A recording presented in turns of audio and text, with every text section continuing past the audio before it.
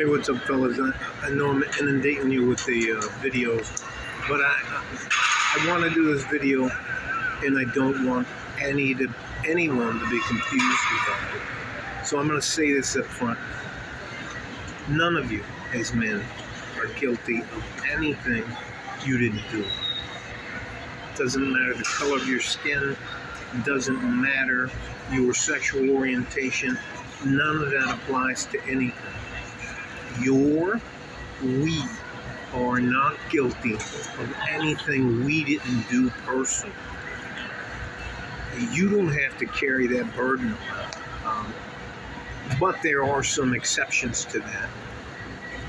If you don't believe that in a culturally dominated part of the United States, certain ethnic groups are treated unfairly, you're wrong.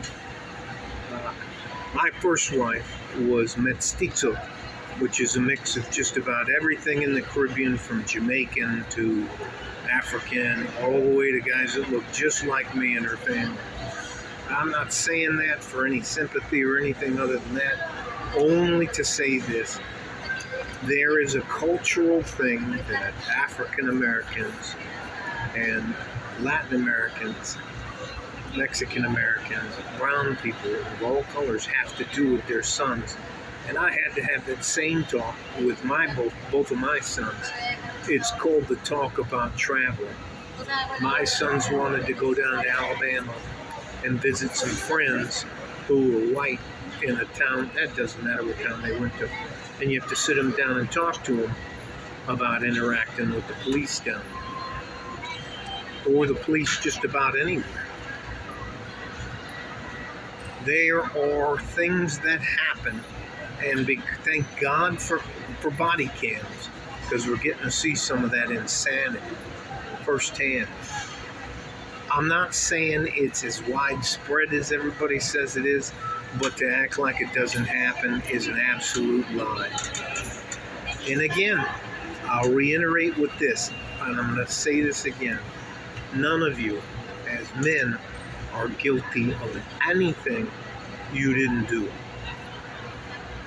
I'm not trying to blow smoke up your butt. I'm not trying to tell you anything other than that. And the last thing I'll tell you is this.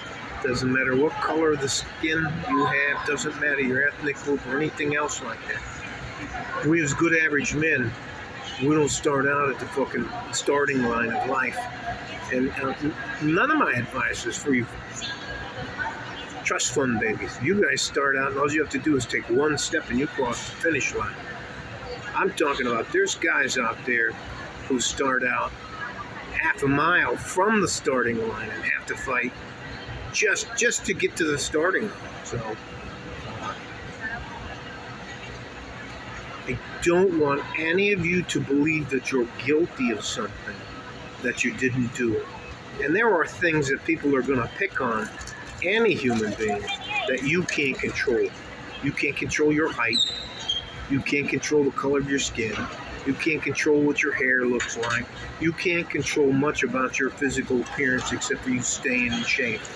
And I guarantee you, if you get buffed down and stay in shape, you're not going to have as many problems as if you're weak and can't defend yourself. So, love you guys. I'm not telling you you have to believe me or anything like that. And my advice is not for you trust fund babies. I don't identify, anyways, I'm not going to beat that horse.